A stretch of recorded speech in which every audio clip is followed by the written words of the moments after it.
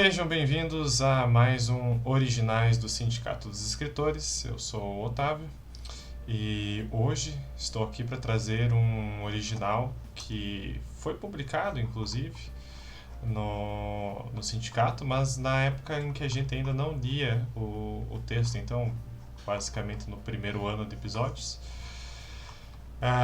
É um original que eu já não acho um conto bom mais hoje, então eu vou utilizar ele para discussão posterior.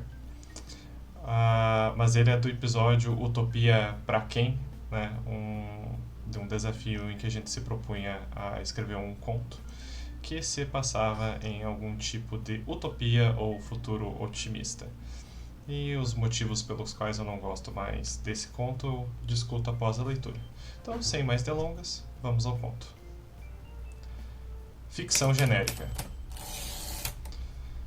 Eu estava pesquisando nos arquivos. De novo, completou Carlos. Sim, de novo, respondeu Roberto, coçando a cabeça. É que tem alguma coisa que me incomoda muito nisso tudo. Nisso tudo o quê, Roberto? Na minha cabeça era mais fácil de explicar. Bom, sabe, as simulações, elas são bem realistas, né? Sim, essa é a intenção delas. Mas o que a gente pode fazer lá que é impossível na realidade? Lutar, é óbvio. Lutar é pouco. Podemos praticar qualquer tipo de violência. Qualquer tipo. O que você quer dizer com isso? Relutante, Roberto parou para pensar por alguns instantes. Olhou para todas as direções, como se procurando alguém que os vigiasse. Estavam sós naquele oceano cinzento de edifícios. Por que podemos agredir, física e verbalmente, somente nas simulações? Isso é ridículo, Roberto. Você esqueceu das aulas básicas de estrutura social? Sim, tem isso.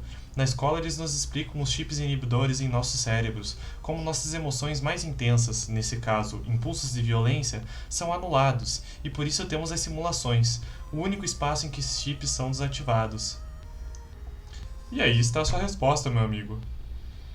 Mas por que disso, Carlos? Por quê? Como assim por quê? Você parece um daqueles protestantes sedentos pela violência descontrolada. Você sabe tão bem quanto eu que nada de bom vem da violência.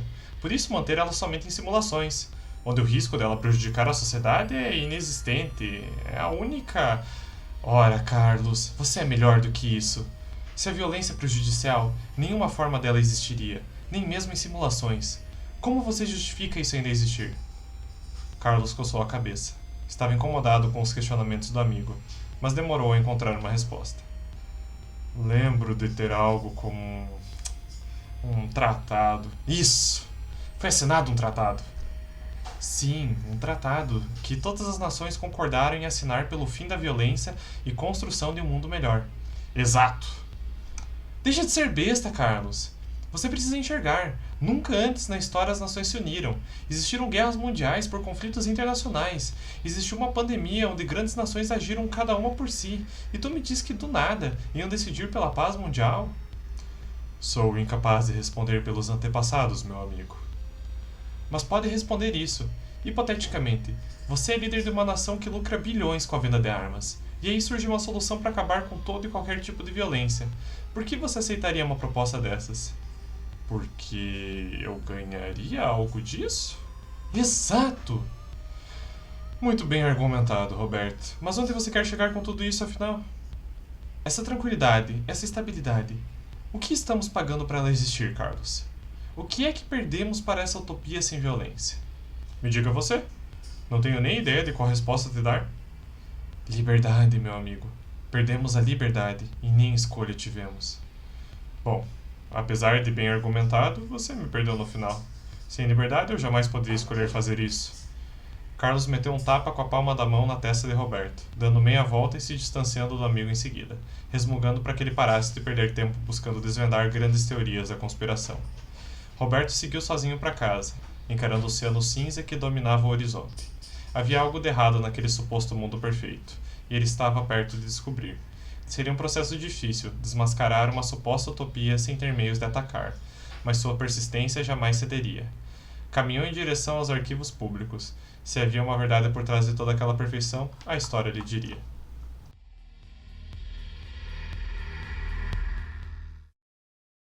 Então está aí um conto bem ruim de ficção.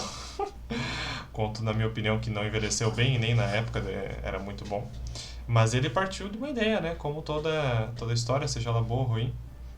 Esse desafio, como eu disse antes, a proposta dele era a gente escrever uma utopia, um futuro otimista, né? Se eu não me engano, esse desafio era do João. E essa é uma ideia que eu tinha na cabeça muito antes, na época que eu ainda gostava muito de ficção científica, né? Tinha essa ideia de criar uma história de um futuro em que as pessoas têm alguma forma em que a violência, né, os instintos de violência são inibidos. Para pensar, vários filmes utilizam disso. Mas que, em contrapartida, elas podem elas podem entrar em simulações e lá liberar toda a raiva que elas têm umas às outras, né?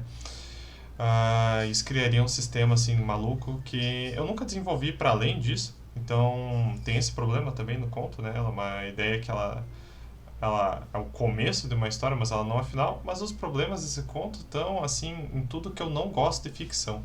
O que leva àquele loop de é fácil você criticar algo, mas aí na hora de você ir lá e fazer melhor, aí você encontra alguns problemas, né?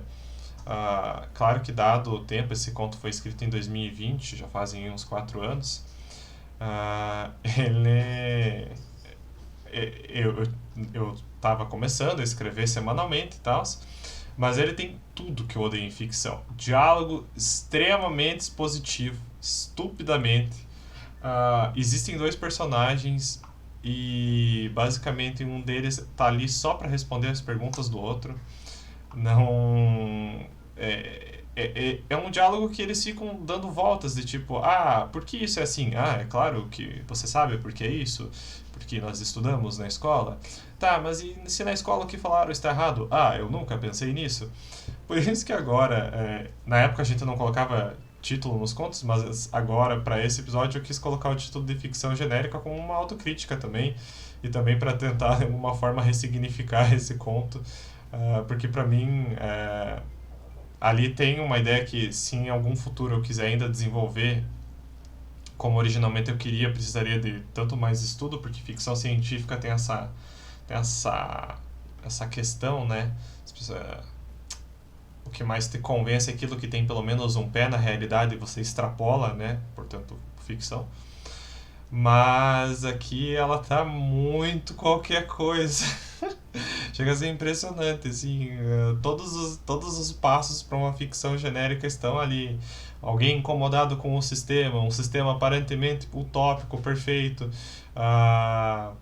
questionamentos de revolta, mas a pergunta. E é claro, né? Até eu acho que isso seria o ponto que eu mais mudaria nessa história, a discussão pela liberdade, né? Ainda mais que de uns tempos pra cá ela vem tomando uma vertente bem conservadora, né? Essa questão de, meu Deus, nossa liberdade é tudo. Não sei se seria exatamente isso que eu argumentaria, né? A liberdade para ser violento, né?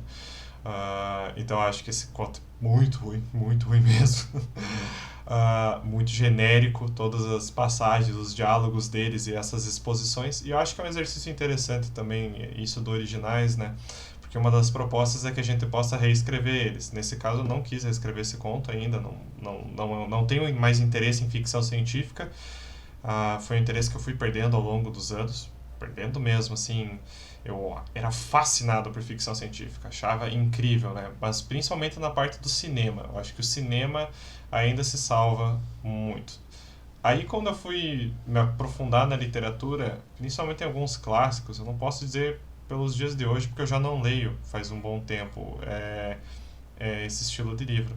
Mas eu fui ler A Máquina do Tempo, porque eu gostava muito de Viagem no Tempo. E eu achei assim muito ruim. Achei uma ideia, pra época, um livro impressionante, né? O H.G. Wells, acho que é que escreveu ele, tinha muitas ideias de ficção à frente do seu tempo, mas eram os diálogos super expositivos. A ficção científica sempre tem um homem como protagonista e salvador da pátria, e meu Deus do céu, lá. Eu achei uma merda, assim, basicamente, resumindo.